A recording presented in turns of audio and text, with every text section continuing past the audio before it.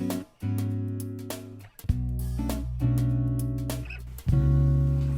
right, I move that the June 3rd, not the June, I'm gonna call this meeting to order and move that the June 3rd, 2019 Finance Committee meeting minutes be presented to the full board for approval.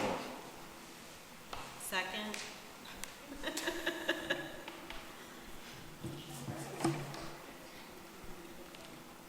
What?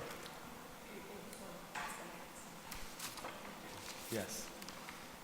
All we need is move and second tonight. Yeah, yeah. Awesome. All right, so discussion, you're going to present the tentative budget. So we have a presentation of the tentative budget for FY20. I will go through the slides quickly because we will have it again on the 19th. Draft of the tentative budget was presented in June, and this is the agenda for tonight. We're going to be talking about legal requirements. We're going to touch again FY19 because all the transactions are in, and then of course we will talk about the assumptions for FY20 budget. Oops, I'm so sorry. Went too fast. I don't know what happened here. So why do we have to have a budget? So all public school districts in Illinois have to have their budget approved by the end of the first quarter, which is September 30th. They also have to have their budget put on display and a public hearing, which we'll have on September 23rd.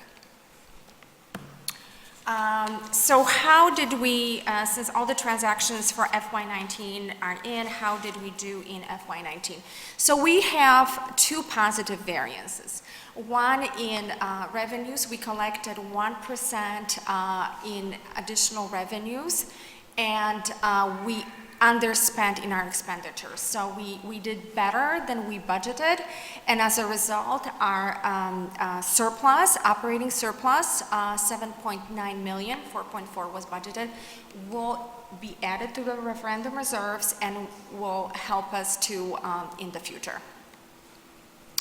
This bar graph illustrates where these variances are taking place. So there's about 1 million on the revenue side, that's the left side of the graph, and we collected additional interest income. If you remember last year, the interest rates just kept rising, which is a very good thing for the district, not so good for the consumers. We also created additional Head Start revenues. There were prior revenues from received in FY19, and the way we receive it, there's of course a grant approved, but we receive revenues when they are filed. Expenditure reports are filed, and it's uneven throughout the year, so we really don't know how much we're going to get. We received some extra money, and that's what pushed the actual over the budget. On the expenditure side, 2.5 million of unspent revenues is primarily due to timing of capital projects. We were unable to, we do not prepay our capital projects. So projects that were not finished from FY19, that budget will be moved to FY20 budget.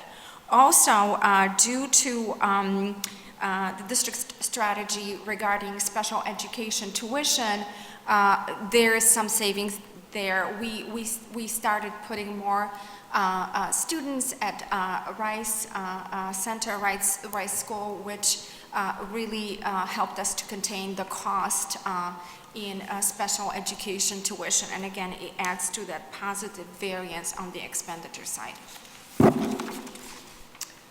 Moving to FY20 budget, and I just want to start with a very few highlights. First of all, it's a balanced budget. We are projecting revenues exceeding expenditures by 2.9 million. Again, that surplus will not be spent. It will be saved and placed in our referendum reserves. Our enrollment is projected to increase by 131 students. And one more very important thing to highlight, the district state rating with ESB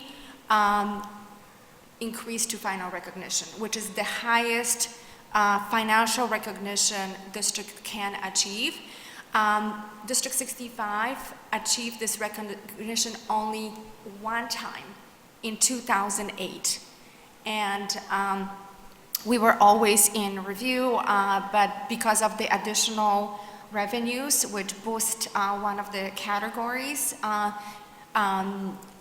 we are now finally in financial recognition, which is really good news. And it should affect our credit, our bond credit, and it's something to be definitely proud of. So let's move to the numbers. On the revenue side, revenues are projected to increase by 4% over FY19 actuals and 5% over the budget. And it's primarily because of the Washington National TIF, which is expiring and will be joining property tax roll. And during the first year it's happening, that revenue is exempt from the tax cap law. So that's why we are able to capture these additional revenues. That the actual TIF is valued at approximately $64.4 million, I believe. The rest of the property taxes are increasing by the CPI factor for 2017, which is 2.1%. And we're still projecting investment income to stay strong, but as you probably noticed, the rates are starting to decline. So the district is starting to put some of our long-term investments in CDs so we can maximize these rates while they last. This pie chart just underscores our district reliance on property taxes, which is the strongest, the most reliable revenue source. And it's increasing by the CPI factor. On this slide actually illustrates the history of the CPI.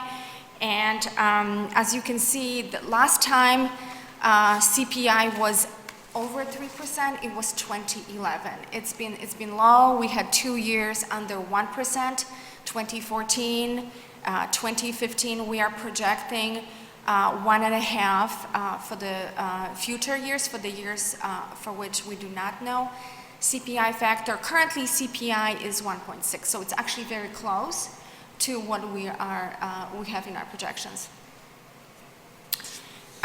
This slide compares FY19 actuals to the FY20 budget, illustrates these increases or decreases. Again, the increase in property taxes due to the TIF revenues, and there are slightly slower state categorical funding for orphanage is projected because of the change in the orphan population attending our school district.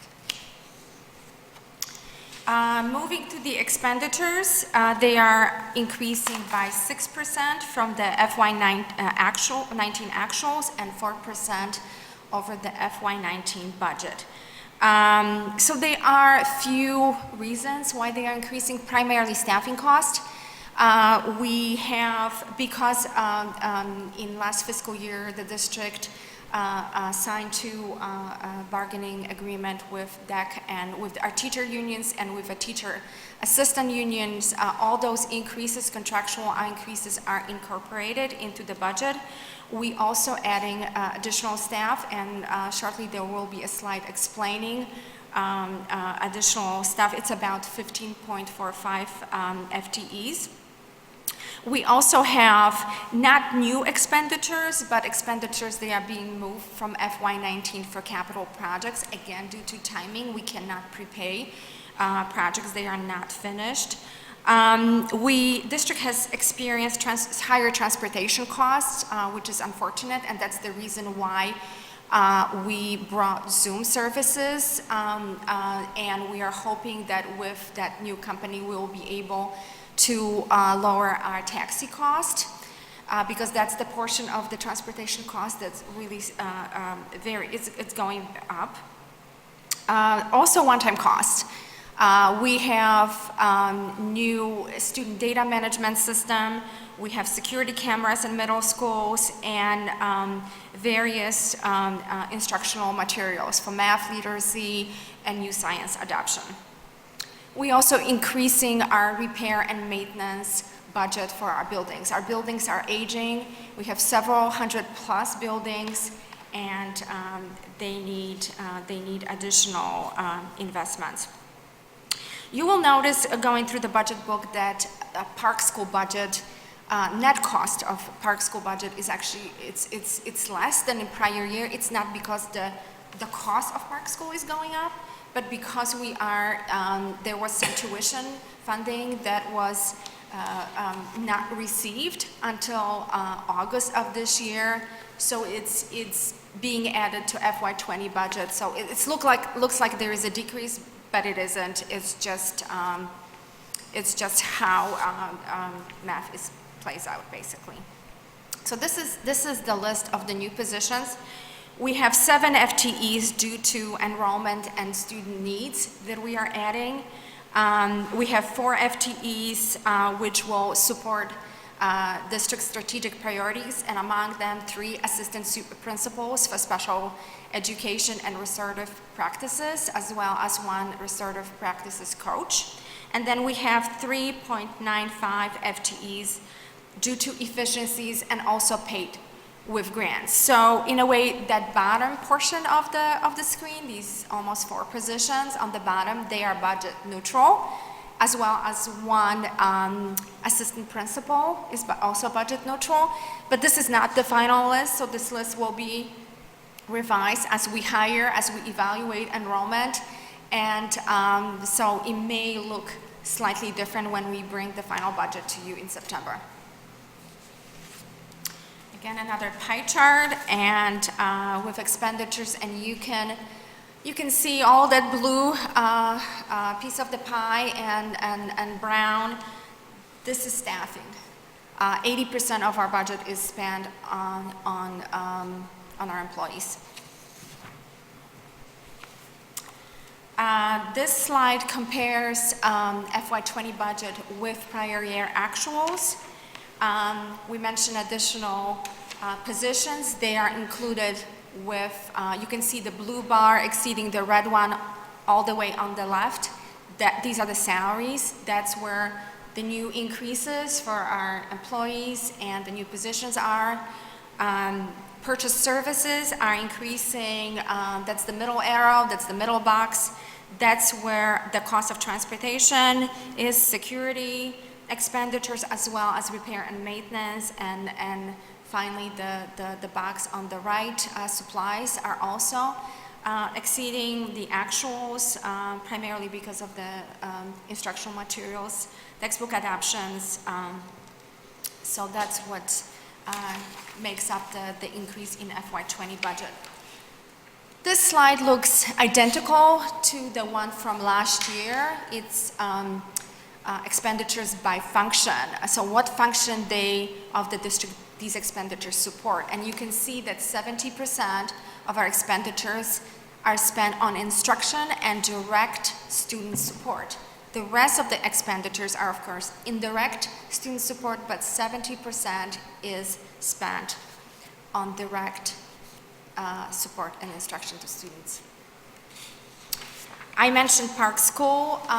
This year, it's going to be serving about 72 students, 18 tuition students, and again, because of these late revenues, there will be a slight decrease in the cost. Financial projections. So we are bringing to you updated financial projections. The green column represents tentative budget, and then you have 5 years into the futures. Revenues are known for FY21 and FY20. Beyond that, again, CPI is unknown. So this actually looks slightly better what we presented 2 years ago, and I added a slide from 2 years ago. It looks very similar in terms of, I'm going to go back to the current one, of annual surpluses or deficits. So we are projecting two, I think that's really the takeaway from the slide, that we are projecting two balanced budgets in FY 21 and 22, and then operating deficit in FY 23. 2 years ago, we were projecting a small deficit in FY 22, so it looks slightly better. But if you compare those two slides, our expenditures are continuing to rise, primarily because of additional positions and slightly higher contractual increases that we had in prior projections. And I mean, we are lucky enough that some of the economic things like the investment income is going up, because 2 years ago it was not rising that way. So the revenue is also increasing slightly, but it's looking very similar to what we projected 2 years ago. And you can compare those two. They both included in the projections. This is projections from 2 years ago.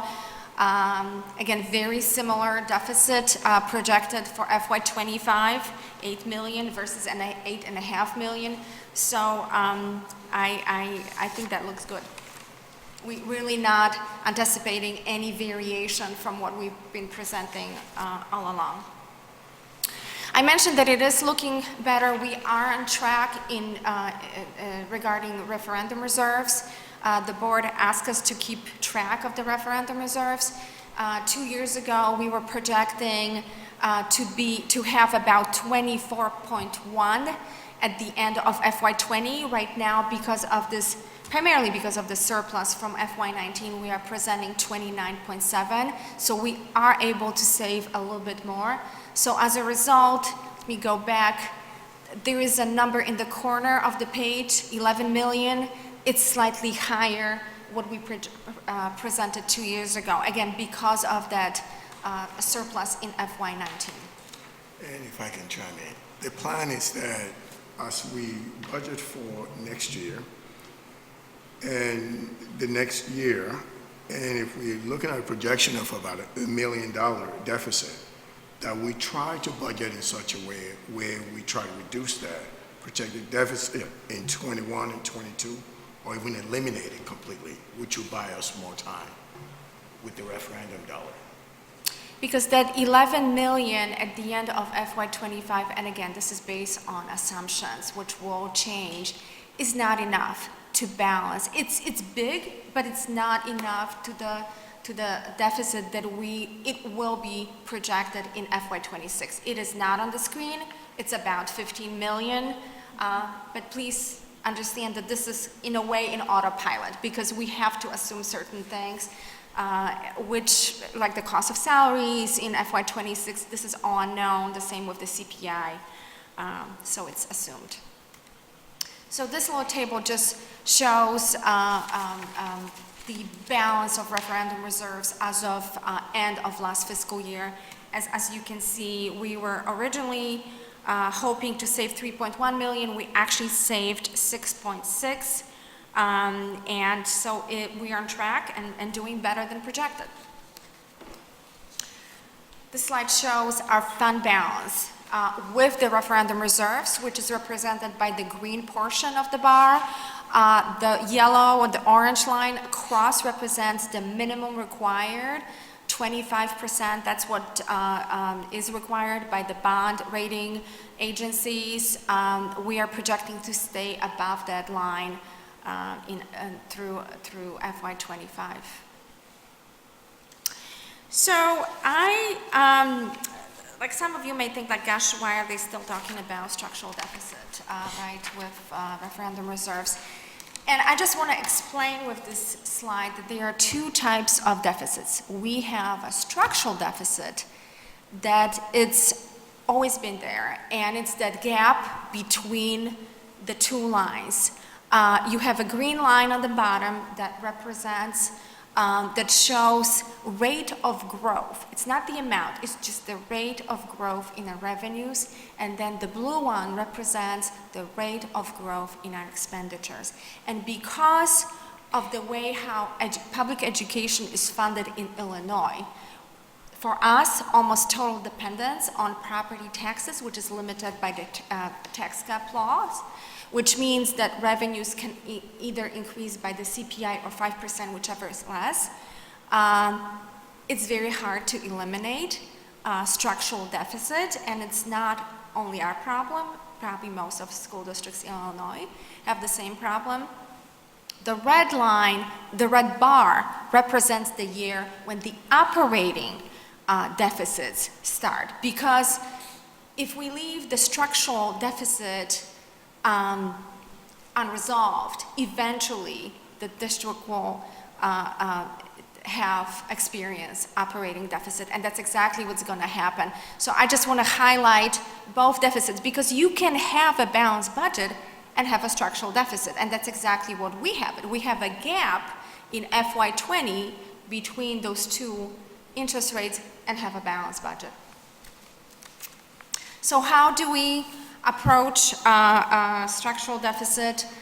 We continue using methodologies, budget development methodologies that we've used now for several years, zero-based, aligning the district spending with strategic priorities, but also what Raphael mentioned, and what we've been doing by reviewing certain contracts, introducing Zoom, ESS, the substitute company, by reviewing current expenditures and seeing if we can do it more efficiently, by reviewing current staff and see if instead of hiring new personnel, we can use current resources. So that's what we just have to continue doing it to tackle the structural deficit. And uncertainties still remain the same despite the change in the governor office and the budget approved. There are still certain legislations. They are looming and casting financial shadow. So until they are completely go away, we just have to be cautious about these potential risks. The only thing that we are including in our long-term projections is a pension cost shift in next year. We took it out from the budget. It's no longer in FY20, but it is in long-term projections. It's a small placeholder. Of course, we do not adjust for property tax fees because that would be devastating. And this is our calendar for the remaining process. There will be a public hearing on September 23rd, as well as adoption on the same day, and we will have to file the budget with the county clerk and with the State Board of Education. Questions?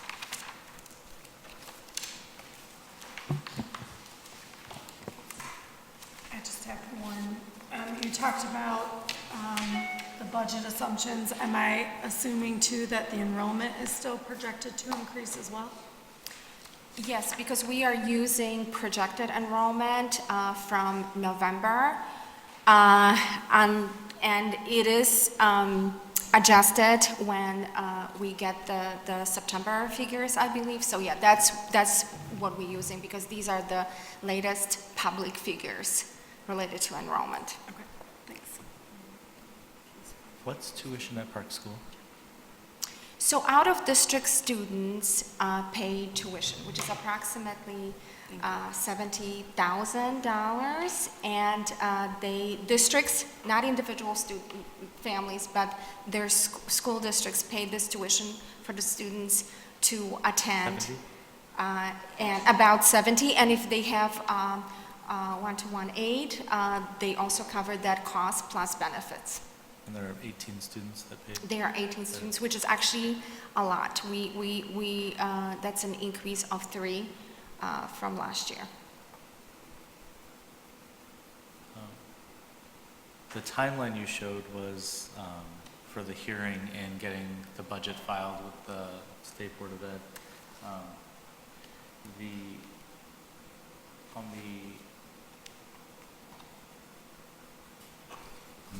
On this slide, where we're projecting when we actually have referendum dollars that aren't covering Which one, this one? in 21, 22, when you have the Mm-hmm. when you have that $1.3 million in the red. And you want to start, you introduced Zoom, ESS, there's other things that you brought to the table. Is that a conversation that we should look forward to having over the course of the year as other ideas come forward? I know it's stressful to think about program shifts and things like that publicly on people that it impacts, but if we're trying to tighten things up and buy more time, is that something that we'll have this year, or is that a next year conversation? If I can jump in. So the efficiencies that we've talked about, such as Zoom and ESS, those are on the margins. I think in order for us to be able to save about, I'm thinking we should probably look at saving about $1.5 million in order to avoid getting to $1 million in deficit. So if we miss that, maybe we'll get to $1 million. So I absolutely agree with you that that's a conversation we should be having throughout the year, as opposed to next year. The earlier we tackle the deficit or reduce it, there'll be less to tackle in the out years. So yeah, we should be having that conversation this year. And is that something that structurally we have the conversation and discussion at like finance committee, and then we eventually have action on it later on? Is that like before winter break? I'm Absolutely. asking in terms of the work, you know, what do you see in terms of a timing, just so that we can have a frame of mind for, it's an intense conversation. We have probably around winter break a new leader being appointed, hopefully. Is that something that we want to wait for the next visionary to be a part of that discussion, you know? In all fairness, since whatever budget decision that we make is going to impact programs, I think it's only fair to make sure that we've impaneled the new superintendent. And then we can have a conversation now about how those changes and cuts impact his programmatic vision for the district. So absolutely, we will have to wait till, I'm thinking realistically, till spring to start having that conversation when we have an opportunity to talk to the new superintendent, see what his vision is.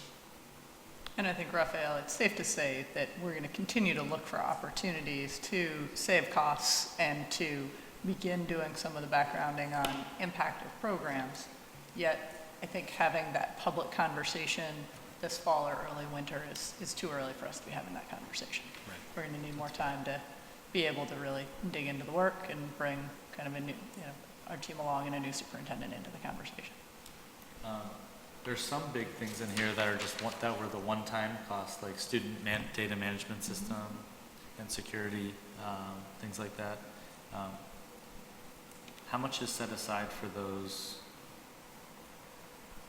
So that's about $500,000. We are thinking. In total for that In bullet? total. For the science curriculum and all? But this is not, Just I know the- there will be additional expenditures for for the cameras next year. I think we're doing middle schools this year. Okay. And then we will continue, with the rest next year. And then $200,000 for the software. So to kind of frame the answer, so the student management system is a one-time, and $200,000 for that. But as far as the camera, that's going to be an ongoing cost. We start with middle school, then we're going to shift to the elementary schools. It's a way to make sure that our buildings are secure and we have a better information about what's going on in those buildings. But if I could chime in about the budget reductions or efficiencies, I absolutely agree with Raphael. Being through several budget committees or budget cuts, it's something extremely traumatic for the school district, for the employees, for the students, for the teachers. And I think if we just tighten these efficiencies, like even if we do in the neighborhood of $500,000 a year, that's going to extend the reserve and buy us additional year or two in the future of balanced budgets. So the sooner we do something like that, it's just going to benefit everybody, and it's going to spare us the trauma of that, because nothing good comes out from budget cuts. I mean, They're difficult. Except for more money. was going to say, in the short term, they're very difficult. Yeah, so I just had a couple of comments. For the slide for overview of FY20 expenditures, you addressed it, excuse me, in your presentation of the slide. However, it mentions higher transportation costs. And that was confusing given our discussion in June about switching to Zoom, which would, we were told would help us to reduce our transportation costs. So just a point of feedback to maybe consider the way that's framed. It's a actually, little confusing. because it's actually both. So the new budget expenditures are lower than FY19 actuals because we believe we will be able to achieve some of the savings with Zoom in place, but they are higher than the prior year budget. And they are higher because we started last year, if you remember, a lot of these expenditures were attributed to behavior. We had several students put on taxis and then never, put back on the bus.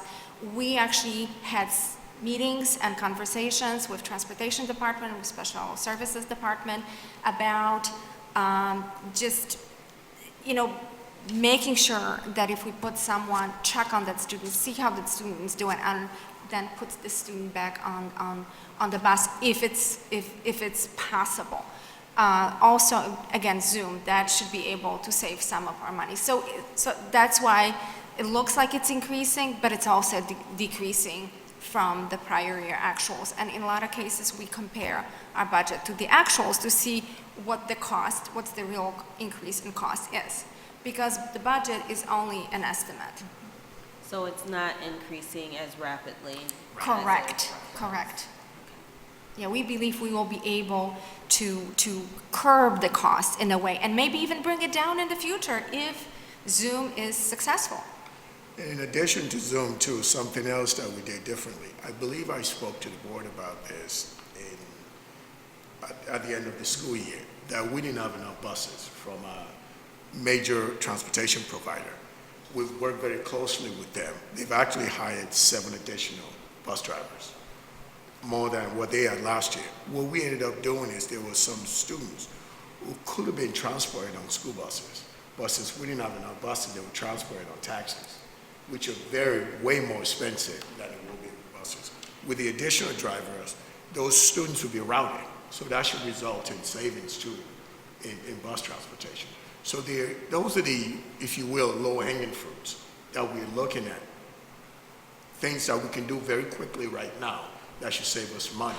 And we'll stay focused on that to make sure that those savings are achieved in the transportation area. And you mentioned that there are some operational adjustments that could impact this, such as folks minding more closely, trying to restore relationships between children and their transportation assignment, or I guess more efficient transportation assignment.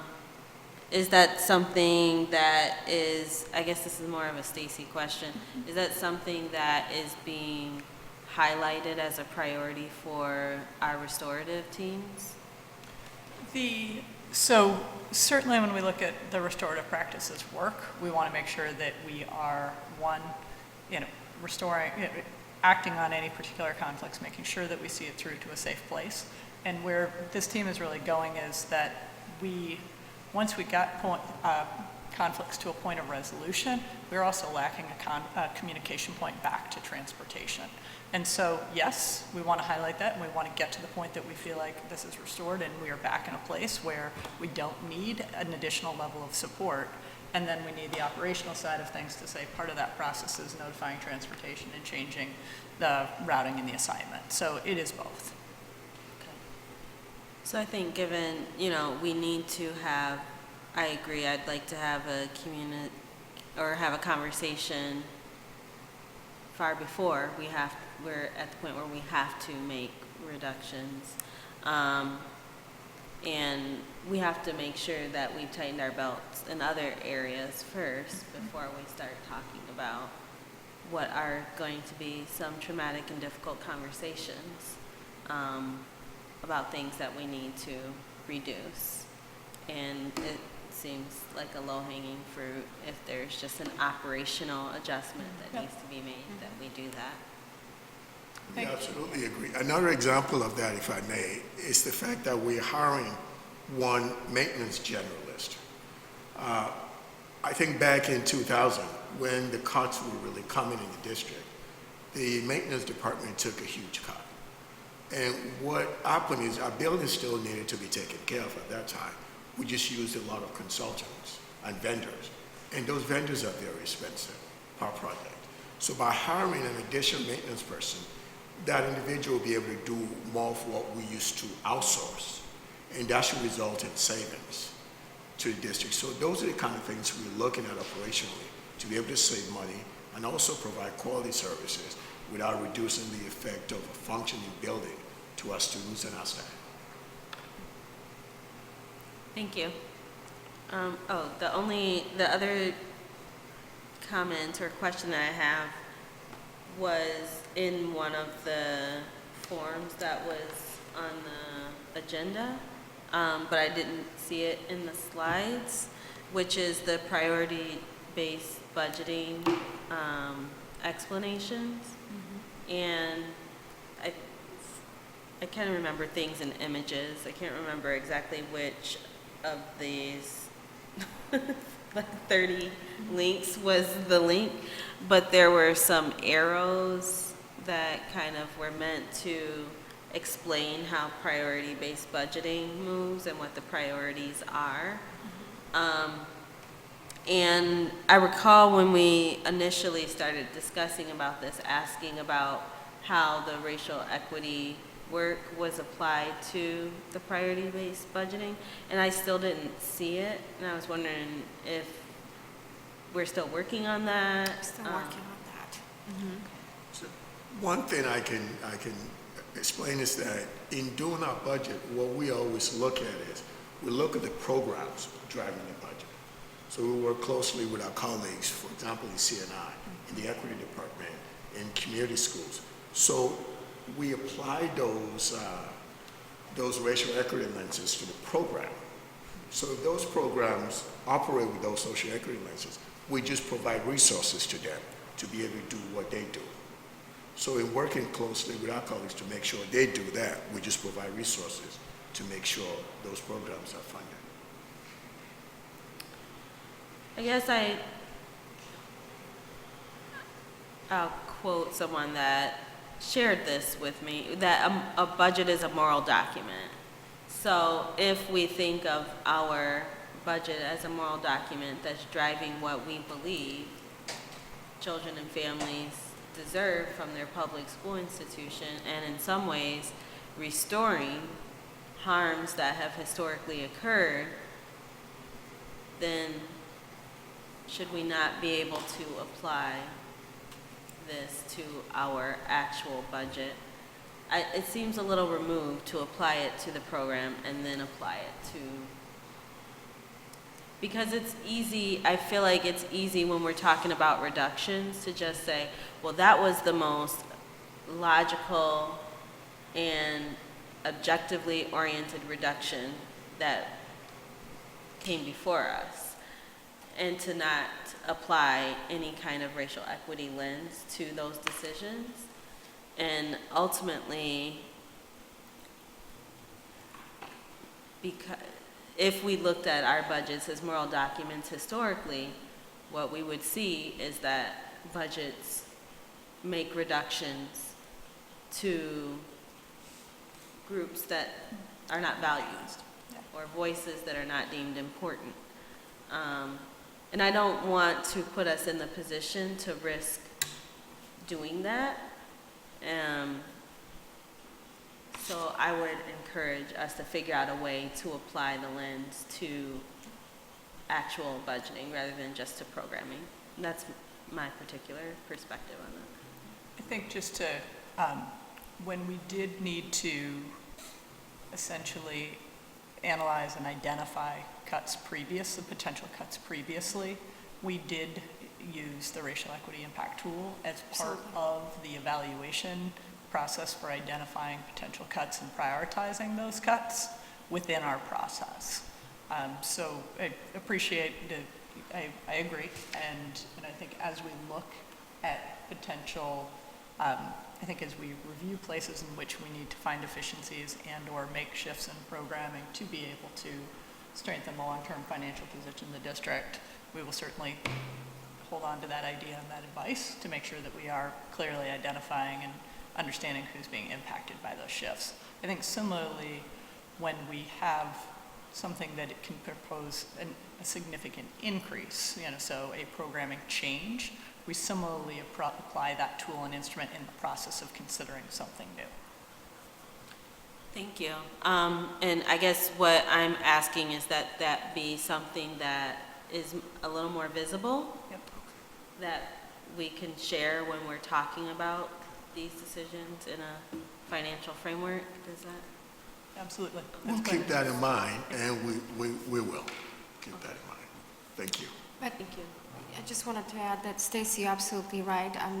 When we were formulating list of budget cuts in case referendum did not pass, items that would target groups, not target, but it would affect the groups disproportionately, were taken out. And some of these budget cuts or items were on earlier lists in 2000. So yeah, absolutely, no, that was already applied, and yeah. And it's an important practice, and so we will work on finding a way to make that more visible and obvious in our processes. Thank you. Any other questions?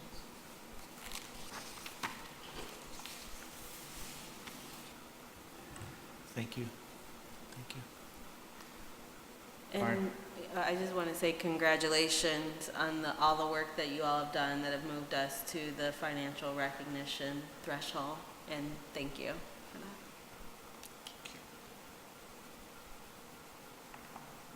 So our next meeting will be September 9th, 2019. And we will adjourn at 5:53. Thank you. Good job, Ken. Good job. Thank you.